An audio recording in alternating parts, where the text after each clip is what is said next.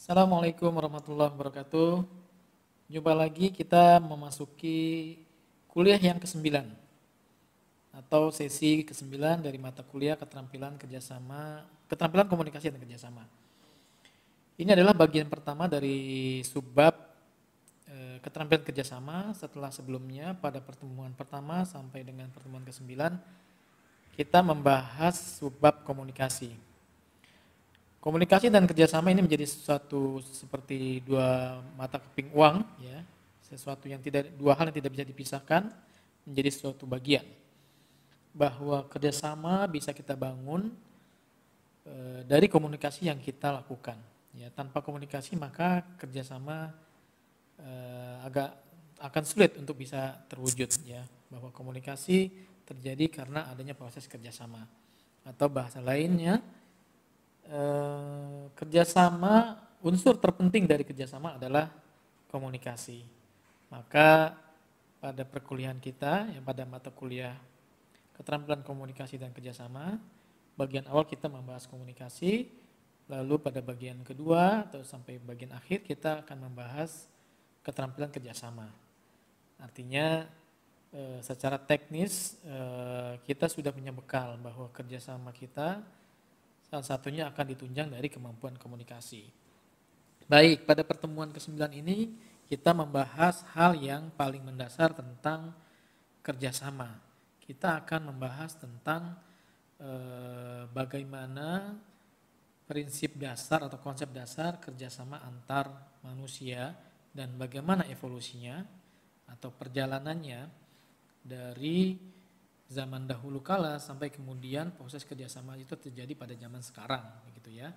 Diharapkan dengan keterampilan ini kita semua dapat menerapkannya dalam kehidupan sehari-hari ya, baik di lingkungan kampus, lingkungan tempat tinggal maupun lingkungan nanti kita berkarya atau berkarir.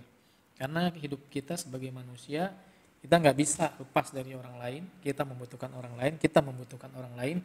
Begitu juga orang lain membutuhkan kita. Maka kerjasama sudah menjadi bagian dasar atau kebutuhan dasar dalam kehidupan kita. Bahwa untuk memenuhi tujuan kita atau kehidupan kita, mau nggak mau kita harus bekerja sama dengan orang lain. Nah, hal-hal yang akan kita bahas kurang lebih akan menjawab dari pertanyaan-pertanyaan ini ya. Apa yang dipahami atau apa sih arti atau maksud atau definisi atau makna dari kerjasama, kemudian mengapa kita perlu kerjasama, dan nanti kan kita lihat contoh-contoh kerjasama dalam kehidupan kita sehari-hari ya, dalam dunia pekerjaan atau dalam interaksi sehari-hari ya di tengah masyarakat. Nah, kalau secara alaminya memang bekerja sama atau berinteraksi dengan orang lain itu menjadi kebutuhan dasar seorang makhluk hidup, seorang manusia ya. Bahwa kita butuh namanya berinteraksi, yang namanya berkomunikasi dengan orang lain atau dengan orang di sekitar kita.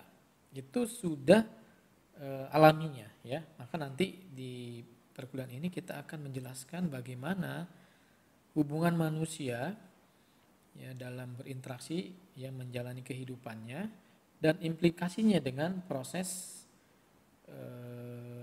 kehidupan atau dalam konteks bisnis dalam proses manajemen, di mana ada aturan, ada norma, ada etika yang harus diperhatikan. Nah, kerjasama itu akan terjadi dalam lingkup etika itu, dalam lingkup manajemen, dalam lingkup norma-norma kehidupan yang berlaku di tengah masyarakat kita. Lalu kita juga akan membahas tentang bagaimana evolusi hubungan manusia ya dari zaman dahulu pada zaman sekarang. Dari dulu yang berorientasi pada hubungan pekerjaan atau hubungan industrialisasi, bahwa hubungan orang per orang didasarkan pada apa yang dia kerjakan, apa peran dia, menjadi pada hubungan kepada orangnya itu sendiri, bahwa kita berinteraksi dengan orang karena orangnya ya, karena kita menghargai human ya atau manusia sebagai makhluk hidup seutuhnya ya, bukan sebagai pelengkap atau sumber daya yang digunakan untuk memproduksi sesuatu ya. Kalau kita bahas dalam konteks industrialisasi.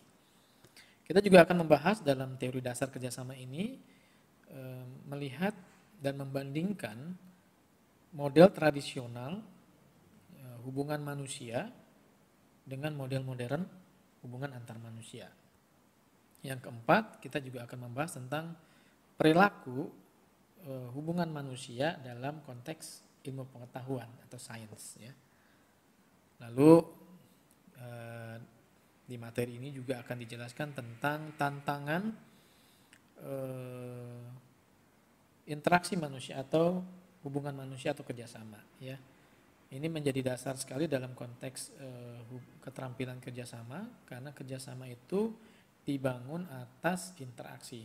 Maka pada bagian keterampilan kerjasama bagian pertama ini kita akan lebih banyak membahas tentang interaksi antar manusia. Nah, karena interaksi antar manusia itulah yang kemudian berkembang menjadi kerjasama. Nah, kalau kita lihat secara evolusinya, hubungan antar manusia atau interaksi antar manusia itu secara sejarahnya berkembang menjadi dua bagian. Ya. Pertama, pada zaman dahulu, ya, ketika era manusia baru awal-awal berinteraksi, saling bekerja sama untuk mewujudkan cita-cita bersama atau target bersama, hubungan antar manusia didasarkan pada tingkat produktivitas. Manusia dianggap sebagai bagian dari sumber daya untuk memproduksi sesuatu. Jadi posisinya manusia itu sama seperti sumber daya yang lain ya, sumber daya modal, sumber daya bahan baku ya, dalam kalau kita bicara dalam dunia industri atau bisnis. Ya, kalau kita lihat maka transformasinya ini langkah-langkah secara sejarahnya, pertama manusia dianggap sebagai bahan baku dalam industri. Nah, makanya kemudian secara keterampilan manusia itu bisa terlibat dalam dunia industri kalau dia punya keterampilan. Ya, sehingga yang akhirnya dikejar, diambil dari seorang manusia adalah keterampilannya untuk memproduksi sesuatu, memproduksi barang dalam sebuah industri. Nah, artinya proses kerjasama, proses interaksinya seperti itu. Lalu kemudian berkembang ya secara saintifik dan juga manajemen berkembang bahwa manusia kemudian berinteraksi dengan sistemnya, dengan kemampuannya yang lebih dari sekedar modal dasar untuk memproduksi sesuatu. Ya, ada aturan atau sistem nilai yang berlaku yang menempatkan manusia pada posisi-posisi tertentu. Ya, sudah mulai ada hierarki bahwa manusia tidak hanya sekedar bahan baku, tapi manusia juga diperlakukan sebagai aktor utama dalam sebuah proses manajemen. Ya, lalu berevolusi lagi bahwa hubungan antar manusia sudah hubungan antar perilaku. Nanti kita akan lihat sedalam apa perkembangan interaksi antar manusianya, yang tadi hanya berproduksi menciptakan sebuah produk, yang kemudian hanya bergantung pada keterampilan menciptakan produk, nanti berevolusi menjadi hubungan antar manusia seutuhnya, di mana manusia tidak hanya dilihat secara aspek keterampilan saja, tapi akan dilihat juga secara karakternya. Ya, maka kita lihat di sini pada pendekatan tradisional atau tradisional model, bahwa pengolahan manusia itu adalah sebagai bahan baku produksi. Nah, sehingga nanti orang yang tidak punya keterampilan pada dunia industri, maka dia dianggap tidak menjadi bagian dari sesuatu yang punya nilai jual atau nilai value untuk berinteraksi satu dengan lainnya. Nah, lalu kemudian berkembang menjadi dalam dunia modern, interaksi manusia menganggap manusia itu sebagai sebuah potensi yang harus dikelola sumber dayanya, potensi sumber dayanya, bahwa manusia itu punya pikiran, tidak hanya punya fisik, Ya, kecenderungan manusia digunakan secara sumber daya itu baru secara fisik pada zaman dunia industri dulu. Ya, karena ditempatkan atau dipekerjakan di pabrik-pabrik. Nah, baru kemudian dunia modern berkembang bahwa manusia itu sumber daya yang potensinya banyak, tidak hanya potensi fisik, tapi ada potensi akal dan juga potensi perasaan, karakternya. Nah, makanya kemudian kita bisa bandingkan di sini pendekatan klasik dan pendekatan modern atau disebut juga pendekatan humanistik. Pendekatan yang lebih manusiawi. Kalau klasik, dia menempatkan orang itu sebagai bagian dari produksi. Fokusnya manusia itu mengerjakan pekerjaannya. Ya, fokus memproduksi. Seberapa banyak produksi yang bisa dia buat dengan keterampilan yang dia miliki. Ya, sehingga faktor value-nya, nilainya seorang itu dinilai dari berapa banyak dia bisa memproduksi. Ya, fokus on task atau fokus on production, berfokus pada produksinya. Sementara kalau nah maka kita lihat nanti fungsi-fungsi yang terjadi juga atau peran yang bisa dilakukan oleh seorang manusia pada pendekatan klasik adalah seberapa kuat kontrol dia pada produksi, kemudian memprediksi kemampuan memproduksinya, kemampuan membuat keputusan terkait dengan hierarki membuat keputusan juga tidak terlalu besar karena sebagian besar manusia hanya berperan sebagai pelaksana. Ya, kemudian manusia yang kemudian dilibatkan sebagai input dari produksi dalam sebuah industri itu adalah relatif menjadi termasuk ya atau masuk dalam kategori lower level employees ya. Jadi tenaga kasar lah kalau bahasa kita sekarang. Jadi mereka hanya mampu atau digunakan sumber dayanya secara fisik saja. Kemampuan mengangkat batu mungkin, kemampuan memotong kayu dan seterusnya. Jadi sangat minim sekali ya. Kemudian jarang sekali bergantung pada kemampuan keilmuan, ya, pemikiran ya secara juga secara psikologisnya. Jadi manusia memang dianggap setara dengan bahan baku produksi yang lainnya. Nah, kemudian kita bisa lihat juga sementara pendekatan humanistik atau modern menempatkan bahwa manusia itu sebagai manusia yang punya potensi yang besar, tidak hanya secara potensi fisik. Ya, tapi dia punya perasaan dan juga punya pikiran. Maka pendekatannya ada pendekatan hubungan, ya, pendekatan relasional. Ya, relationship, ya, focus on relational and maintenance function. Artinya pendekatan kerjasama dengan sesama manusia itu bisa lebih luas, bukan hanya konteks pekerjaan secara fisik. Kita berinteraksi dengan manusia lain dengan secara perasaan. Kita berinteraksi dengan manusia lain pada dunia modern ini secara pikiran, gagasan. Nah, itulah konteks pendekatan modern atau humanistik dalam kerjasama.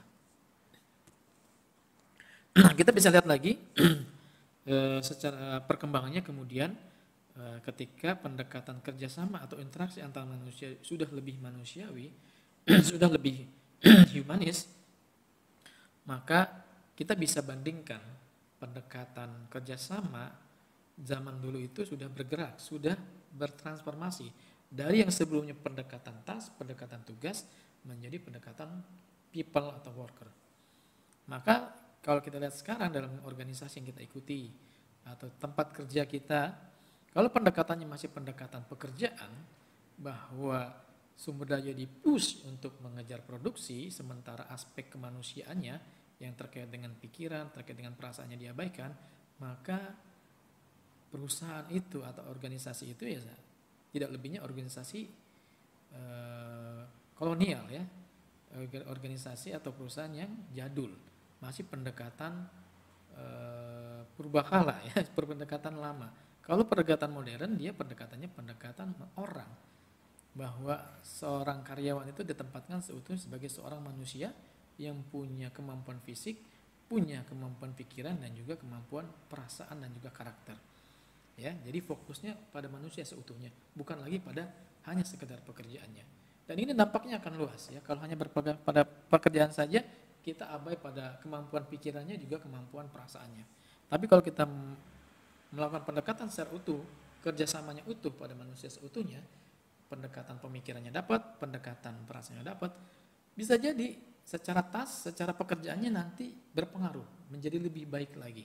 Karena dia dihargai secara perasaan, dia juga dihargai secara pikiran, dalam artian diperkuat kemampuan pikirannya ya, diberikan pelatihan dan seterusnya.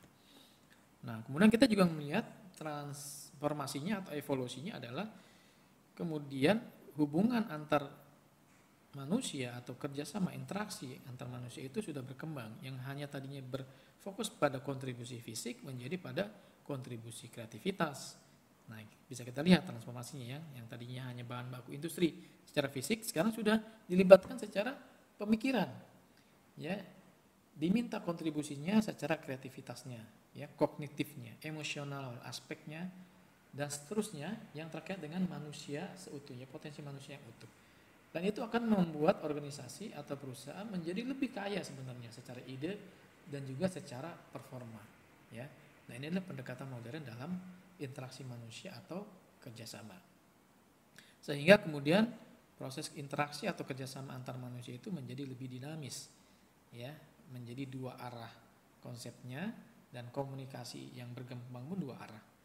Kalau zaman dahulu pendekatan klasik itu satu arah, ya, sumber daya manusia ya sebagai pelaksana saja, dia tidak punya kemampuan dan tidak punya kewenangan untuk menyampaikan gagasan. Nah, di organisasi modern atau organisasi yang lebih humanis, bahwa sumber daya atau hubungan antara pekerja dengan pemilik perusahaan itu dua arah dan mencakup seluruh aspek potensi yang dimiliki manusia. Sehingga kemudian berkembang pendekatan ke seluruh aspek potensi manusia itu menjadi pendekatan social relationship. Ya, dalam kehidupan sehari-hari secara perilakunya lebih komprehensif, tidak hanya secara fisik tadi ya, kemampuan keterampilan fisiknya, tapi juga kemampuan interaksi pemikiran dan juga perasaannya. Sehingga nanti terbangun dinamika kehidupan sosial yang baik, yang saling menguntungkan, ya. Apa yang dimiliki, ya, potensi yang dimiliki si karyawan, kalau konteks bisnis, manajemen, industri, itu akan bermanfaat bagi organisasi, dan sebaliknya organisasi juga bisa kemudian berkembang dan memberikan manfaat yang mengembangkan potensi yang dimiliki seorang karyawan menjadi lebih baik lagi. Nah, itu pendekatan kemanusiaan yang terakhir. Nah, disinilah kemudian proses komunikasinya, ya, proses kerjasamanya antar manusia atau manusia dengan industri menjadi lebih baik, ya, di mana manusia dihargai komunikasinya, baik opininya, komplainnya, saran-sarannya, dan juga perasaannya. Dan itu akan meningkatkan kepuasan dia dalam bekerja. Nah, kalau sudah bekerjanya puas, maka itu berdampak produksinya juga bagus. Nah, kita bisa lihat perbedaannya. Kalau manusia ditempatkan sebagai sumber daya saja, bisa saja tidak puas. Akhirnya berdampak pada produksinya yang tidak sebaik ketika dia ditempatkan sebagai manusia yang seutuhnya.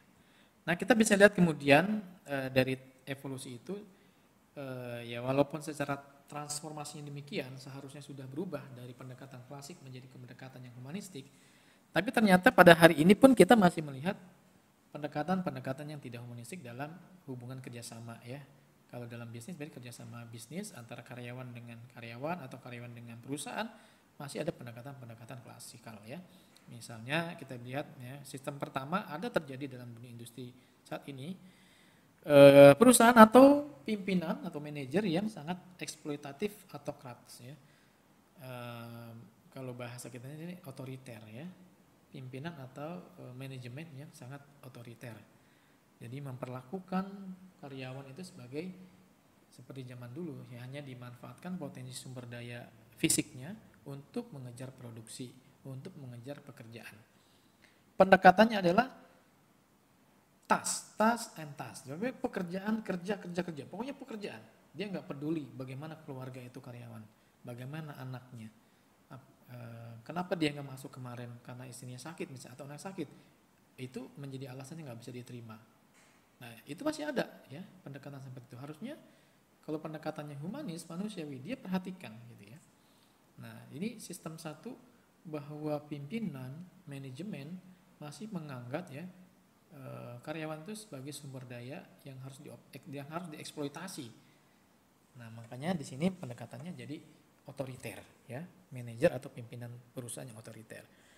Nah, yang keduanya, sistem kedua, manajemen atau manajer atau pimpinan bertindak otoriter tapi masih ada kebaikannya. Dia menginginkan para pekerja menyelesaikan semua pekerjaannya apapun terjadi, tapi dia mau memberikan reward, dia mau menghargai pendapat dan seterusnya. Jadi di sini adalah benevolent autocrats itu adalah otoriter yang masih berpikiran terbuka. Ya, kalau yang pertama itu saklek banget, otoriter dan saklek, nggak ada alasan pokoknya ya.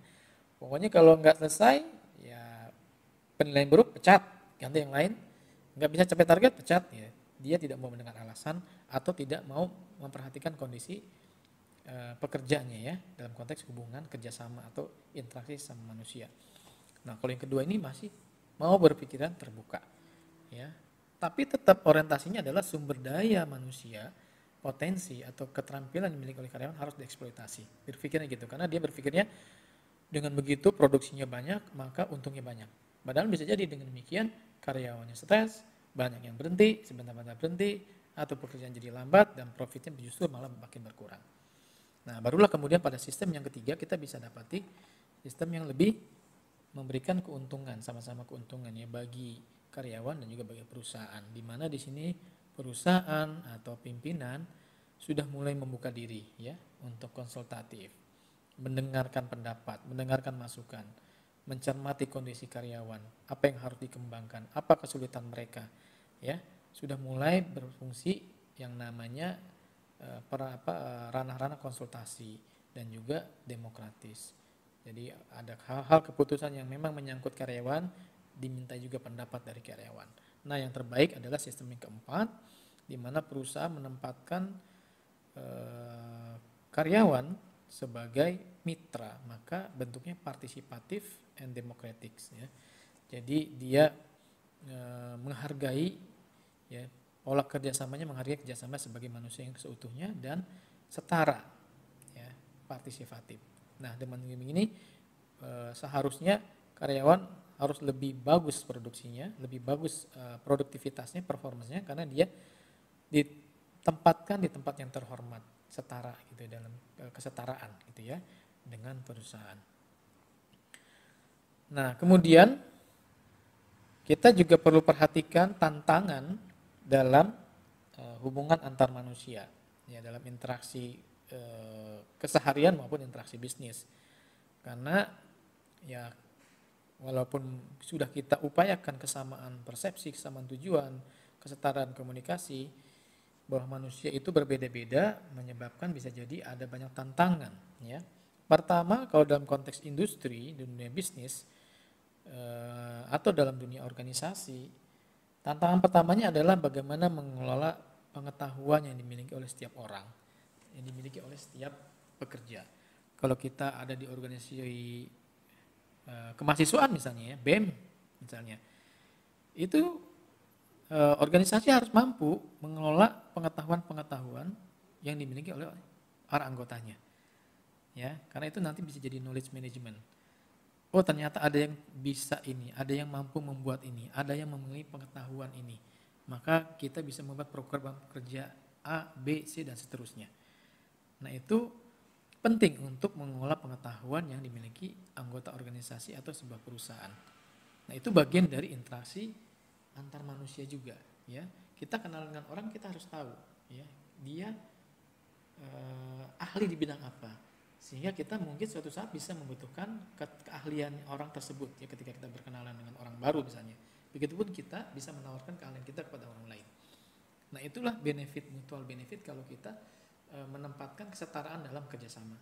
Ya, kita bisa memanfaatkan pengetahuannya, keterampilan dan juga mungkin secara karakternya. Yang kedua, kita juga harus bisa mengolah perbedaan yang ada dalam organisasi, yang dimana di situ terjadi hubungan kerjasama.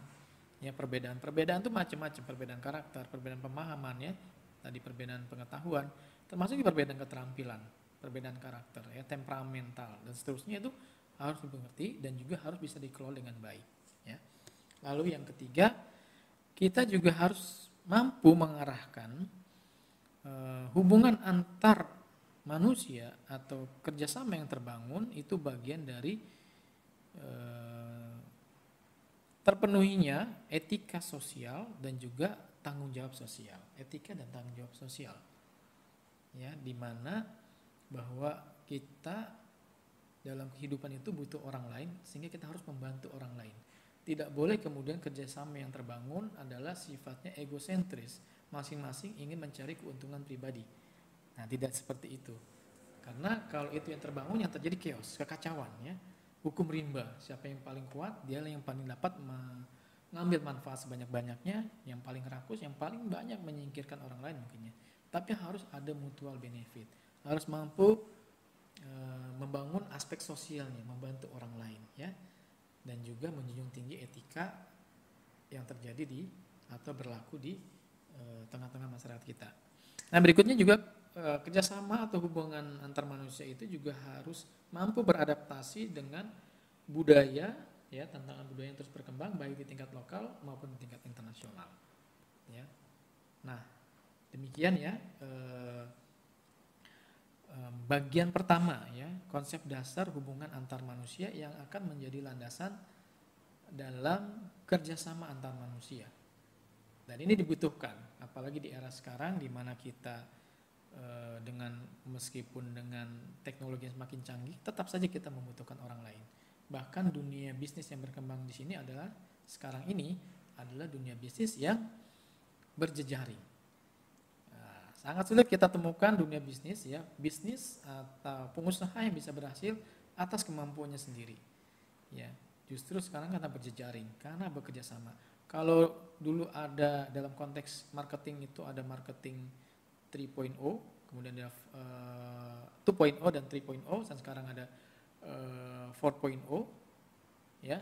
2.0 itu marketing itu dominan pada aspek kompetisi, ya, competition. Jadi bisnis satu dengan bisnis itu saling berkompetisi. Sementara marketing 3.0, pemasaran itu, ya, bisnis sudah bergerak ke arah kolaborasi, ya. Bagaimana satu organisasi atau satu perusahaan bisa berkolaborasi dengan perusahaan lain menjadi lebih kuat. Kenapa harus berkompetisi kalau bisa berkolaborasi, ya, sehingga pasarnya A, jika ada dua perusahaan A dan B misalnya, ya, pasar A akhirnya bisa beli produk B, ya, sehingga pasarnya B itu bertambah, yang tadinya dia cuma pasar B doang jadi bisa menggarap pasar B. Begitu juga si A, tadinya dia punya segmen konsumen cuma A, dia bisa mengambil segmennya B ketika berkolaborasi. Contohnya kalau misalnya kalau kita lihat nih kerjasama, ya, yang mutual benefit dengan pemahaman yang tadi, ya, lebih memanusiakan. Misalnya kalau kita lihat minimarket yang ada di sekitar kita, ya, dulu di situ hanya minimarket aja, tapi sekarang ada warung-warung kecil, ya, namanya apa, UKM binaan, ya, misalnya di kayak kalau disebut merek, ya, Indomaret, Alfamart, itu depannya ada toko gorengan, ada yang jualan jus, ada yang jualan macam-macam gitu, ya, buah mungkin, atau menjual ayam goreng gitu kan, ya. Itu kan akhirnya saling menguntungkan. Orang yang tadinya mau beli ayam goreng terus kepikiran beli minuman, dia masuk ke dalam Alfamart. Orang yang tadinya mau ke Alfamart, ya, konsumen Alfamart ngelihat gorengannya enak, dia beli gorengan. Saling menguntungkan, ya. Itu benefit kerjasama. Ya, bayangkan kalau kemudian mereka berkompetisi, pada bidangnya beda kan, antara gorengan dengan Indomaret misalnya kan. Kenapa harus berkompetisi? Ya, misalnya akhirnya Indomaret melarang tukang gorengan di depannya. Tapi ketika dia bekerja sama, mempersilahkan tukang gorengan jualan di situ, dia dapat pasar baru, ya. Para pencinta gorengan akhirnya bisa sekalian belanja juga ke Indomaret. Nah, itu contoh-contoh kerjasama era sekarang, ya. Jadi bukan lagi era kompetisi tapi era kolaborasi, ya. Nah, kalau yang 4.0-nya lebih kepada efektivitas, ya, dengan teknologi lebih cepat, ya, lebih efektif. Baik, itu saja perkuliahan ke-9 kita tentang konsep dasar kerja sama, yang pada kesempatan kali ini kita membahas tentang hubungan antar manusia yang itu merupakan dasar dari terbangunnya kerjasama. Terima kasih. Assalamualaikum warahmatullahi wabarakatuh.